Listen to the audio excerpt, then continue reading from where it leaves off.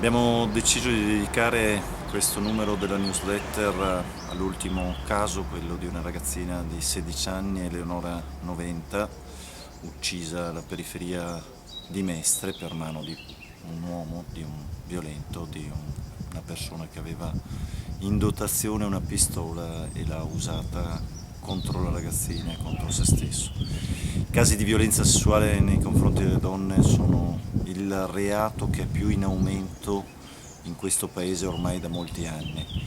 Più del 50% degli omicidi avvengono in famiglia o in prossimità.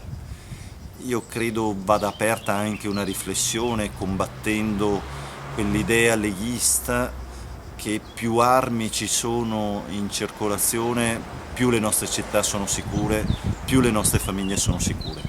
È vero purtroppo l'esatto contrario, più armi ci sono, più reati ci sono, più violenza avviene, più omicidi avvengono.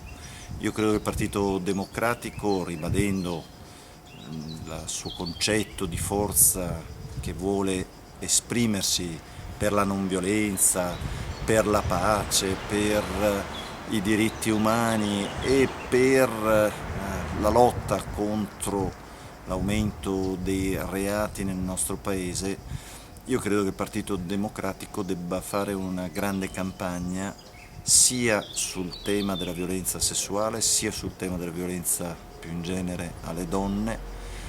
Credo anche dobbiamo riprendere temi come quelli appunto della non violenza, della cultura della non violenza, dell'educazione alla non violenza, perché credo che oggi di questo ha bisogno la nostra società e anche il nostro Veneto.